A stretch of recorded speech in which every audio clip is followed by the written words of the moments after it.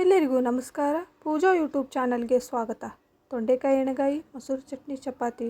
ಆಹಾ, ನೋಡಿದರೆ ಬಾಯಲ್ಲಿ ನೀರು ಬರುತ್ತೆ ಅಲ್ವಾ. ಈ ತೊಂಡೆಕಾಯಿ ಎಣ್ಣೆಗಾಯಿಯನ್ನು ಹೇಗೆ ಮಾಡೋದು ಅಂತ ನಾನು ಹೇಳಿಕೊಡ್ತೀನಿ ಇವತ್ತಿನ ದಿನ ಈ ವಿಡಿಯೋದಲ್ಲಿ. ಎಲ್ಲರೂ ನನ್ನ ಚಾನಲನ್ನು ಲೈಕ್ ಮಾಡಿ, ಶೇರ್ ಮಾಡಿ ಮತ್ತು ಸಬ್ಸ್ಕ್ರೈಬ್ ಮಾಡಿ. ದಯವಿಟ್ಟು ಈ ವಿಡಿಯೋನ ಸ್ಕಿಪ್ ಮಾಡದೆ ನೋಡಿ. ನಾನು ಇಲ್ಲಿ ಈ ತೊಂಡೆಕಾಯಿ ಎಣ್ಣೆಗಾಯಿಗೆ 300 ಗ್ರಾಮ್ ಆಗುವಷ್ಟು ತೊಂಡೆಕಾಯಿನ ತೊಗೊಂಡಿದ್ದೀನಿ. ಆ ತೊಂಡೆಕಾಯಿನ ನೀರಲ್ಲಿ ಚೆನ್ನಾಗಿ ಕ್ಲೀನ್ ಮಾಡ್ಕೊಂಡಿದ್ದೀನಿ. ಈ ಬದನೆಕಾಯಿ ಎಣ್ಣೆಗಾಯಿ ಮಾಡ್ತೀವಲ್ಲ, ತುಂಬ ತೆಗೆದು 4 ಭಾಗವಾಗಿ ಹೇರಿಸ್ತೀವಲ್ಲ, ಆ ಥರ ಇದನ್ನು ನಾನು ಆ ಕಡೆ ಈ ಕಡೆ ಬದಿ ಅಂದರೆ ಮುಂದಿಂದು ಹಿಂದಿಂದು ತುಂಬ ತೆಗೆದು 4 ಭಾಗವಾಗಿ ಕಟ್ ಮಾಡಿ ಇಟ್ಕೊಂಡಿದ್ದೀನಿ. ತೋರಿಸ್ತಾ ಇದ್ದೀನಲ್ಲ, ಈ ಥರ ಎಲ್ಲನೂ ಈ ಥರ 4 ಭಾಗವಾಗಿ ಕಟ್ ಮಾಡಿ ಇಟ್ಕೋಬೇಕು. ಇದಕ್ಕೆ ನಾವು ಈಗ ಮಸಾಲೆ ರುಬ್ಕೊಂಡ್ಬಿಡೋಣ. ಈ ಮಸಾಲೆಗೆ 8 ರಿಂದ 10 ಹಸಿಮೆಣಸಿನ್ಕಾಯಿ ಹಾಕ್ತಾಯಿದ್ದೀನಿ ನಾನು ಇಲ್ಲಿ.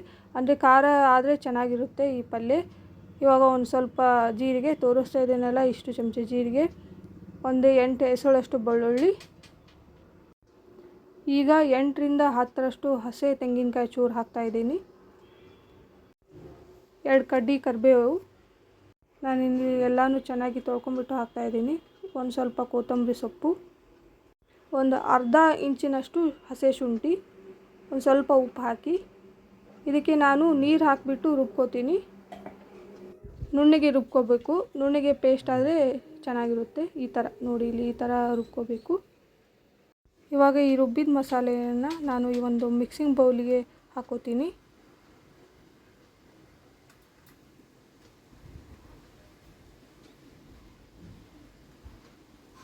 ಇವಾಗ ಇದಕ್ಕೆ ನಾನು ಎಲ್ಲ ಮಸಾಲೆಯನ್ನು ಹಾಕ್ತೀನಿ. 2 ಟೇಬಲ್ ಸ್ಪೂನಷ್ಟು ಗರಂ ಮಸಾಲ, 1 ಟೇಬಲ್ ಸ್ಪೂನಷ್ಟು ಧನಿಯಾ ಪುಡಿ, ಒಂದು ಸ್ವಲ್ಪ ಅರಿಶಿಣ. ಇವಾಗ ಈಗ ತೋರಿಸ್ತಿದ್ದೀನಲ್ಲ ಆ ಸ್ಪೂನಲ್ಲಿ ಇವಾಗ ನಾನು 2 ಟೇಬಲ್ ಸ್ಪೂನಷ್ಟು ಗುರೆಳ್ಳು ಪುಡಿ ಹಾಕ್ತಾಯಿದ್ದೀನಿ, ಅಂದರೆ ಹುಚ್ಚೆಳ್ಳು ಪುಡಿ. ಇಲ್ಲಿ 3 ಟೇಬಲ್ ಸ್ಪೂನಷ್ಟು ಆಗುವಷ್ಟು ಶೇಂಗಾ ಪುಡಿ, ಅಂದರೆ ಕಡಲೆ ಬೀಜದ ಪುಡಿ. ಇವಾಗ ನಾನು ಒಂದು ಸ್ವಲ್ಪ ಉಪ್ಪು ಹಾಕ್ತಾಯಿದ್ದೀನಿ. ಆವಾಗಲೇ ಉಪ್ಪು ಹಾಕಿದ್ದೆ ನಾನು ರುಬ್ಬೋದ್ರಲ್ಲಿ. ಇವಾಗ ನೋಡ್ಕೊಂಡ್ಬಿಟ್ಟು ಹಾಕಿ. ಸ್ವಲ್ಪ ಹುಣಸೆಹಣ್ಣಿನ ರಸ,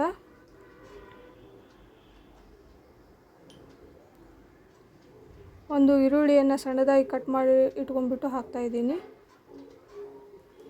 ಒಂದು ಸ್ವಲ್ಪ ಬೆಲ್ಲ ಹಾಕಿ ಚೆನ್ನಾಗಿರುತ್ತೆ. ಇವಾಗ ನಾನು ಇದನ್ನ ಚೆನ್ನಾಗಿ ಮಿಕ್ಸ್ ಮಾಡ್ಕೋತೀನಿ. ಎಲ್ಲ ಮಸಾಲೆ ಹದವಾಗಿ ಮಿಕ್ಸ್ ಆಗಬೇಕು, ಅಂದರೆ ಟೇಸ್ಟ್ ಚೆನ್ನಾಗಿರುತ್ತೆ. ನೋಡಿ ಈ ಥರ. ಇಲ್ಲಿ ನೋಡಿ, ನಾನು ಈ ಮಸಾಲೆಯನ್ನು ಆವಾಗಲೇ ಏನು ಕಟ್ ಮಾಡಿ ಇಟ್ಕೊಂಡಿದ್ದೇನಲ್ಲ ತೊಂಡೆಕಾಯಿನ, ಅದಕ್ಕೆ ನಾನು ಸ್ಟಫ್ ಮಾಡ್ಕೋತೀನಿ.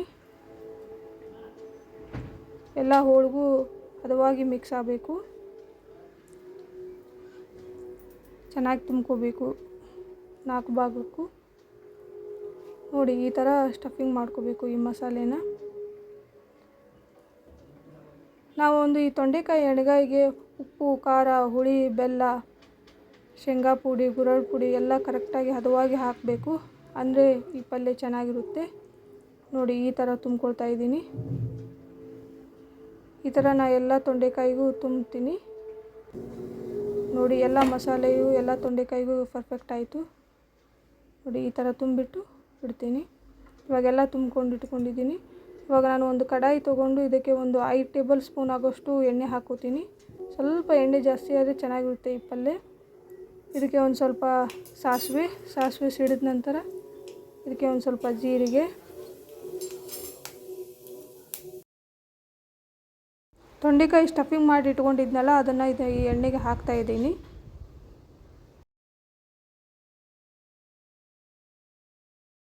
ಇದು ಒಂದು ಸ್ವಲ್ಪ ಎಣ್ಣೆಯಲ್ಲಿ ಬೇಯಬೇಕು ಚೆನ್ನಾಗಿ.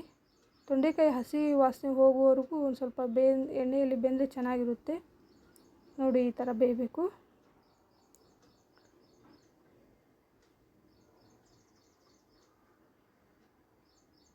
ಇದನ್ನು ಒಂದು ಸ್ವಲ್ಪ ಎಣ್ಣೆಯಲ್ಲಿ ನಾನು ಫ್ರೈ ಮಾಡ್ತಾಯಿದ್ದೀನಿ. ಎಣ್ಣೆಯಲ್ಲಿ ಚೆನ್ನಾಗಿ ಫ್ರೈ ಮಾಡ್ಕೋಬೇಕು.